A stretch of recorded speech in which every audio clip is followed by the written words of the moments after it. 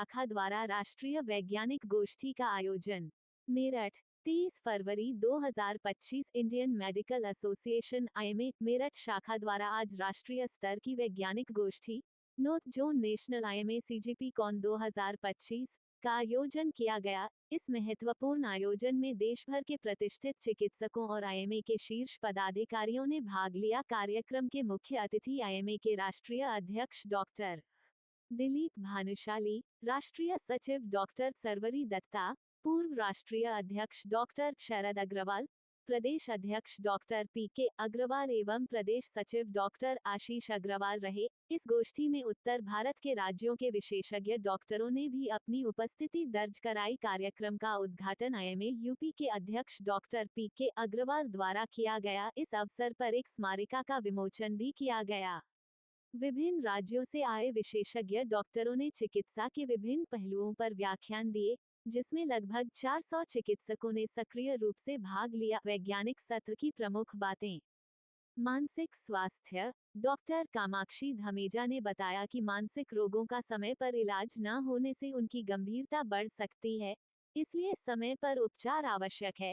हृदय रोग। डॉक्टर आनंद पांडे, डॉक्टर अमित मलिक और डॉक्टर संदीप सिंह ने हृदय रोगों पर विस्तृत चर्चा की और बताया कि नियमित व्यायाम, योग, संतुलित आहार और धूम्रपान से परहेज कर हृदय रोगों को काफी हद तक रोका जा सकता है।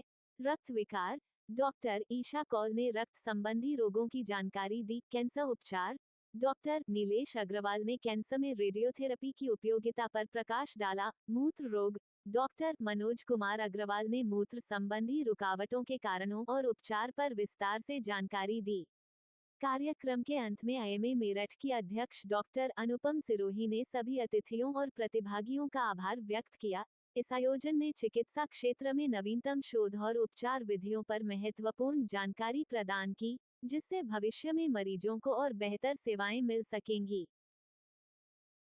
Swami Vivekanand Subharti University, one of the leading universities of North India. 250 acres campus, 220 plus professional and vocational programs, 20,000 plus students, state of the art infrastructure. Come and give wings to your career with Swami Vivekanand Subharti University, where education is a passion. NH58, Meerut, Delhi, NCR. Prem hospital and modular test tube baby centre पिछले 30 वर्षों से निरंतर आपकी सेवा करते हुए अब और भी बेहतर रूप में बिजली बम्बा बाईपास पे भी state of the art infrastructure, 24 घंटे इमरजेंसी एवं ICU, gynaecology, obstetrics, laparoscopic surgery, laser surgery, cosmetic surgery, infertility, paediatrics, NICU, trauma आदि एडवांस्ड सुविधाओं के साथ कैशलेस सुविधा उपलब्ध है। Prem hospital, inspiring healing, empowering lives, near Shoprix mall, Bijli Bamba bypass, Meerut. Doctor साहब, पूरा परिचय और आज क्या प्रोग्राम आईएमए में था, क्या क्या आपने की? नमस्कार, मैं डॉक्टर संदीप कुमार गर्ग हूँ, नेफ्रोलॉजिस्ट हूँ और आज आईएमए में सीजीपी कॉन्फ्रेंस थी, कॉलेज ऑफ जनरल प्रैक्टिशनर्स की कॉन्फ्रेंस थी, नेशनल कॉन्फ्रेंस थी। काफ़ी लोग बाहर से भी आए थे और जो स्पीकर्स थे वो काफ़ी लर्नेड स्पीकर थे और जो जनरल फिजिशियंस हैं उनके लिए टारगेट पॉपुलेशन थी इस बार आज। और जो हमने एक हमारा सेशन था नेफ्रोलॉजी यूरोलॉजी का, जिसके अंदर हमने स्टोन के बारे में काफ़ी जाना और हमारी जो नॉलेज थी उसको ब्रशअप किया। स्टोन एक ऐसी समस्या है जो बहुत कॉमन है, खासकर वेस्टर्न यूपी के अंदर, एनसीआर बेल्ट के अंदर, बिकॉज जो हमारे यहाँ पानी का इस्तेमाल होता है और जो हमारे यहाँ गर्मी का सीज़न है, डिहाइड्रेशन और जो पानी है वो एक मुख्य कारण माना जाता है स्टोन फॉर्मेशन के लिए। और इसके अलावा कुछ जेनेटिक कॉजेज भी हैं और जिसकी वजह से स्टोन फॉर्मेशन काफ़ी कॉमन है। स्टोन के अंदर अगर एक बार आपका सिंगल स्टोन बन जाता है तो जानना बहुत ज़रूरी है कि स्टोन रिकरेंट डिजीज़ है, बार बार स्टोन बनता जाता है और बार बार पेशेंट डिजीज़ होता जाता है। तो बहुत ज़रूरी है अगर किसी को स्टोन बनता है तो वो अपना स्टोन का इलाज कराए, नेफ्रोलॉजिस्ट या रेडियोलॉजिस्ट से मिल के, जनरल फिजिशियन से मिल के, परंतु उसके बाद रिकरेंस ऑफ स्टोन ना होने दो। उसके लिए जो डाइट है बहुत इंपॉर्टेंट है। डेली इनटेक ऑफ वाटर बहुत इंपॉर्टेंट है, कम से कम 3-3.5 लीटर पानी रोज का पिएं। खाने में आप पालक का, चौलाई का, नॉन वेज डाइट का, चाय का, कॉफ़ी का, कोको का, इनका परहेज करें। तो काफ़ी चीज़ें ऐसी हैं जो कि डाइट जो कि स्टोन फॉर्मेशन को बढ़ाती हैं। तो डेफिनेटली ऐसी चीज़ों को अवॉइड करना चाहिए जो स्टोन फॉर्मेशन को बढ़ाती हैं। और अगर कोई पेशेंट ग्रसित है तो उसकी फैमिली को भी सचेत रहना चाहिए, क्योंकि फैमिलियल भी कुछ का प्रीडिस्पोजिशन माना गया है कि अगर किसी फैमिली में किसी को स्टोन है तो डेफिनेटली और फैमिली मेंबर्स को भी इस तरह की स्टोन की प्रॉब्लम हो सकती है। तो पूरी फैमिली को ही अपने डाइट को और अपने पानी पीने के तरीके को बदलना चाहिए। बाकी खूब मात्रा में पानी पिएं, खूब फ्रेश फ्रूट्स लें, और ताकि स्टोन फॉर्मेशन से बचा जा सके। सर गुर्दे बॉडी में बहुत इंपॉर्टेंट है। सर इसको कैसे सेफ रखा जाए, क्या क्या तरीके हैं? स्टोन तो आपने बता दिया, लेकिन हो ही रहा है कि अब अल्कोहल के लोग एडिक्ट हो गए हैं, बहुत बड़े लेवल में गुर्दे फेल होते हैं।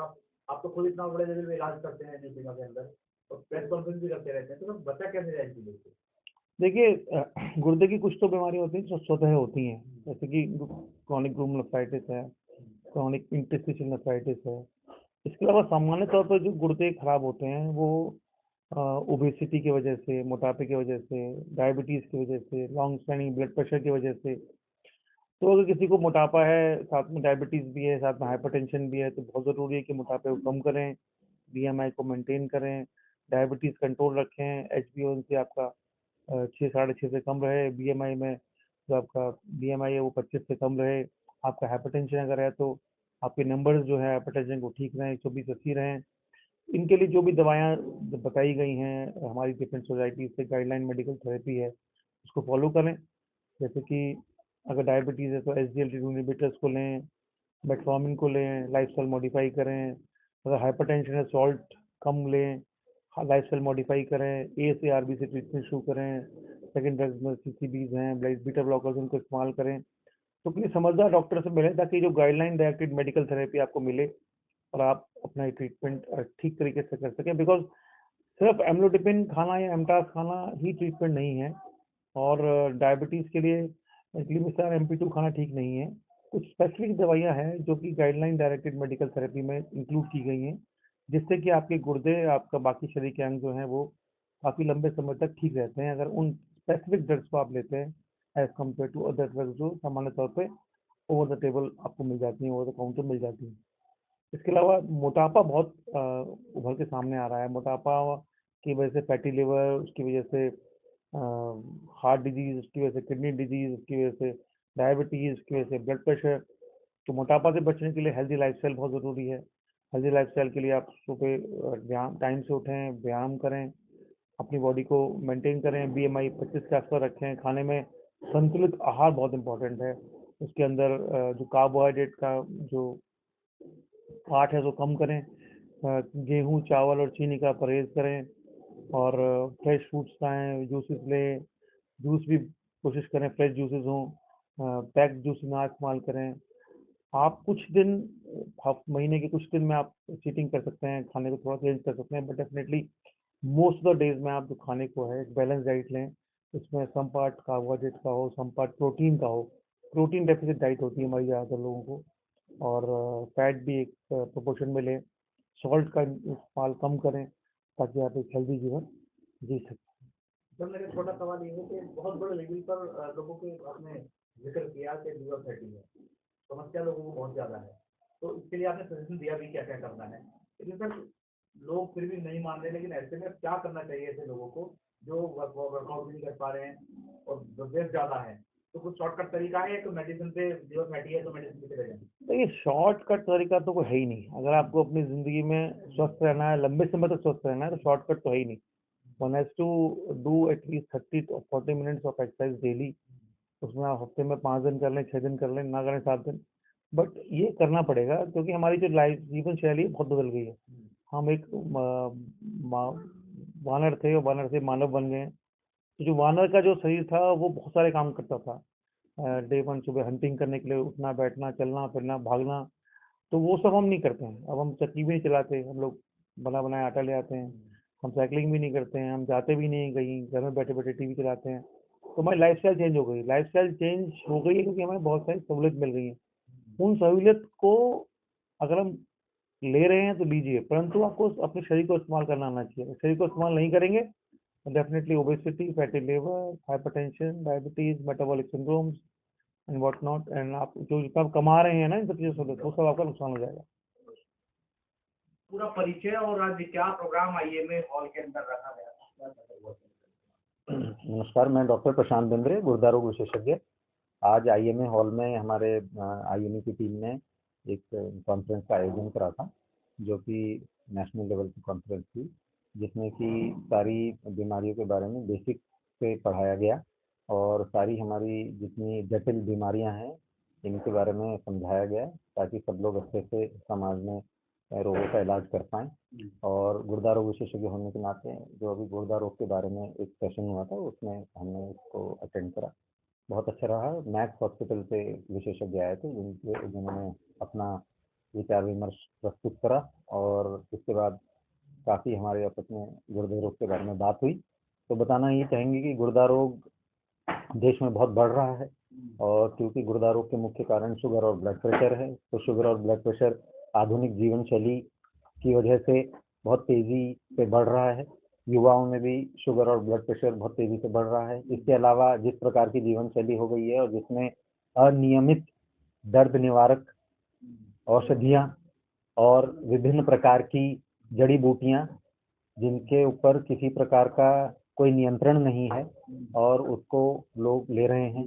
इसके अलावा जितना एक ये कल्चर चल चुका है जिम में जा कर के जिम की पाउडर लेने का और स्टेरॉइड लेने का और दवाइयाँ लेने का, ये सब हमारे गुर्दों को एक विपरीत असर डाल रहा है। और धीरे धीरे देखने में आ रहा है कि जवान श्रेणी के लोग जो है उनके भी गुर्दे, जो पहले आज से 30-40 साल पहले तक ठीक रहते थे, अब वो धीरे धीरे खराब होना चालू हो गए हैं। और आधुनिक जीवन शैली की वजह से चलना फिरना कम हो गया है, व्यायाम कम हो गया है और हमारा जीवन में आराम की बहुत महत्व बढ़ गया है। तो किसी प्रकार का कोई जो है एक्सरसाइज कम हो चुकी है। इस प्रकार से भी लोगों का वजन बढ़ रहा है। वजन बढ़ने के कारण ये बीमारी और बढ़ रही हैं। तो इसमें एक प्रकार का यही संदेश निकल के आया है कि अपने गुर्दों को स्वस्थ रखने के लिए शुगर ब्लड प्रेशर कंट्रोल में रखें, बाहर की किसी भी प्रकार की औषधि या दवाइयाँ ना लें जिससे कि गुर्दे पे असर पड़ता है। दर्द निवारक दवाइयों का कम से कम इस्तेमाल करें और किसी क्वालिफाइड डॉक्टर से ही दवाइयों का प्रिस्क्रिप्शन लिखवा के इस्तेमाल करें। मेडिकल स्टोर पे जा करके अपने मन से दवाइयाँ खरीद के ना खाएं। किसी भी इस समय पे मैं ये भी कहना चाहूँगा कि जितने मेडिकल स्टोर के संचालक हैं, जो स्वामी हैं मेडिकल स्टोर के, वो इस प्रकार की ना करें कि वो अपने मन से दवाइयाँ पेशेंट को देते रहें। जो इस प्रकार का शहर में तो कम है, लेकिन गाँव देहात में इस प्रकार की चलन बहुत है कि अपने मन से दवाइयाँ दे देते हैं। और भरपूर रूप से जो है पौष्टिक भोजन लें, व्यायाम करें और अपने आप को मोबाइल, टीवी और स्क्रीन से कम रख के थोड़ा चलना फिरना, दौड़ना, हर प्रकार की एक्टिविटी में पार्टिसिपेट करें। उससे हमारा जीवन भी स्वस्थ रहेगा, शरीर स्वस्थ रहेगा, सोच अच्छी रहेगी और इस प्रकार से हम देश की सेहत को बढ़ाएंगे आगे, तो देश भी आगे बढ़ेगा। धन्यवाद। सर, आज आपने एक बड़ी कॉन्फ्रेंस यहाँ पर की है और आपके कार्यकाल की मुझे लगता है सबसे बड़ी है। तो क्या क्या रहा, कहाँ कहाँ से डॉक्टर पहुंचे और क्या पूरा मोटिव था? सुनने में आया कि दूर दराज से डॉक्टर आए हैं और बहुत ज्वलनशील मुद्दों पर बातचीत हुई, तो बताएंगे थोड़ा। आज हमारा आईएमए सीजीपी कॉन्फ्रेंस था नॉर्थ जोन का। तो ये जैसा कि आपको पता है, भौगोलिक अवस्था के अनुसार हिंदुस्तान को 5 जोन में बांटा गया है: north zone, east zone, south zone, west zone और सेंट्रल। तो ये मेरठ के लिए एक बहुत ही गर्व की बात है कि आज हमारे नॉर्थ जोन का इवेंट मेरठ शहर में हुआ। इसके अंदर हमारे मेरठ आईएमए हेडक्वार्टर से बहुत अपने जो आईएमए के डॉक्टर्स हैं वो आए थे, और मेरठ यूपी स्टेट के जो हमारे प्रेसिडेंट हैं और सेक्रेटरी हैं, जो ट्रेजरार है, वो अपने आईएमए के आके यहाँ पर उन्होंने आके हमारी आईएमए हॉल मेरठ के अंदर आके हमारी शोभा बढ़ाई और हमारे जो एक बहुत बेहतरीन एक एजुकेशनल प्रोग्राम था मेरठ के डॉक्टर्स के लिए, उसकी और गरिमा बढ़ाई। सर, टॉपिक क्या क्या रहे आज के प्रोग्राम? आज का जैसे कि आपने अभी देखा ही कि हमारा जो टॉपिक था, एक किडनी डिजीज के ऊपर बहुत ही गहन अध्ययन किया गया। उसके पहले कैंसर के ऊपर, कीमोथेरेपी के ऊपर, रेडिएशन ऑन्कोलॉजी के ऊपर वर्कअप किया आपने। फिर हार्ट के बड़े अच्छे टॉपिक्स थे। तो कुल मिला के बॉडी के कई सारे ऑर्गन्स को कवर करने के लिए, ताकि एक कॉम्प्रिहेंसिव सीएमई और कॉम्प्रिहेंसिव एक लर्निंग प्रोग्राम ये हो सके। इसकी खास बात ये भी थी कि इसको हमें 3 क्रेडिट आवर्स मिले, यानी कि जो एक ऑफिशियल एनएमसी की गाइडलाइंस है कि आप कहीं पर भी कॉन्फ्रेंस करते हैं तो उसके अंदर आपको कितने घंटे की पढ़ाई आपने करी, वो मिलना भी एक बहुत बड़ी बात है जो हमारे को कॉन्फ्रेंस में मिली। सर, आप परिचय के साथ बताइए आज के प्रोग्राम में क्या क्या देखने को मिला, क्या क्या लोग दूर दराज से आए थे डॉक्टर, क्या क्या सीखने को मिला, सर बताएं। मैं पहले सर के बारे में बताऊं। डॉक्टर हमारे डॉक्टर आशु मित्तल सर हैं, मेरठ के वरिष्ठ सर्जन हैं और इनसे मेरठ के अंदर पीएल शर्मा अस्पताल में भी गरीब मरीजों का फ्री इलाज करते हैं और बहुत बढ़िया मेरठ के अंदर सर्जन है और आईएमए के सबसे कर्मठ डॉक्टर्स में से, सबसे जुझारू डॉक्टर्स में से एक है। बहुत positive energy sir carry on करके रखते हैं और सर के जैसे सीनियर मेंबर्स की वजह से ही हमारे जैसे नए लड़के आके आईएमए के अंदर अपनी सेवाएं दे रहे हैं। आज तो चेन्नई से भी आए थे कई डॉक्टर, नॉर्थ जोन की थी, लेकिन जो ऑफिस बेरर्स थे वो चेन्नई से भी आए थे, पूरा यूपी से आए थे, नॉर्थ जोन से आए थे। तो आज सबसे अच्छा तो मैक्स हॉस्पिटल ने उसके बारे में बताया, हार्ट। तो उसमें लिखा हार्ट ट्रांसप्लांट के बारे में बताया जो उनके यहाँ हो रहा है, मैक्स वैशाली से आए थे। और फिर cardiac assisted devices, ventricular assisted devices, left ventricle, इसमें एक लेफ्ट वेंट्रिकल में एक डालते हैं मशीन, उसमें हार्ट फेल हो जाता है डायबिटीज वालों के कारण, तो उनका हार्ट फिर से चालू करेगा। हालांकि मशीन बहुत महंगी है, 25 लाख की भी है, 60 लाख की भी है।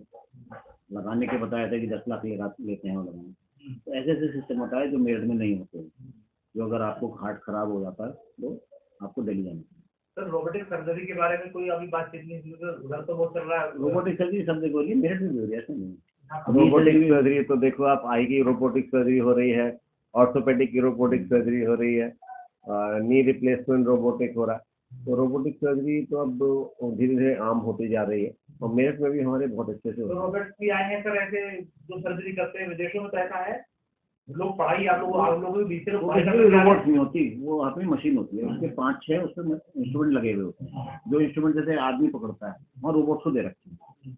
बैठते ही डॉक्टर है कंसोल पे दूर, और वो वहाँ पे पेशेंट का कैमरा से देखता रहता है कहाँ पे ऑपरेशन है, अगर पेट के अंदर है पेट को देखता रहता है, तो वो अपने हाथ चलाता है। जैसे वो डॉक्टर हाथ चलाता है वैसे ही वो पेट के अंदर वो रोबोट या रोबोटिक आर्म्स हाथ चलाता है। तो ऐसा नहीं है कि रोबोट कर रहा है डॉक्टर। फायदा क्या है उससे? फायदा ये है तो कि हाथ के ट्रेम्बल करते हैं, जैसे अगर डॉक्टर के कांप रहे हैं उसके रोबोट के नहीं करते। कई जगह ऐसी जगह जहाँ हाथ नहीं पहुंच सकते, रोबोटिक के आर्म पहुंच जाएगा। जैसे रेडिकल प्रोस्टेक्टेक्टमी है तो इसमें हाथ नहीं पहुंच पाता इसी जगह, तो वहाँ बड़ा इसका लाभ है। अब ये धीरे धीरे बहुत सारी जगह फैल गया, जैसे आपका नी ट्रांसप्लांट दे गया, हर जगह फैल गया। फिर ये खर्चा 5 लाख से 10 लाख हो गया, महंगा भी तो डबल हो गया रोबोटिक सर्जरी होती। तो ऐसे ऐसे ये बढ़ता जा रहा है। और जैसे इंश्योरेंस वाले अभी तो नहीं दे रहे, इंश्योरेंस वाले भी देंगे तो में नहीं दे रही है।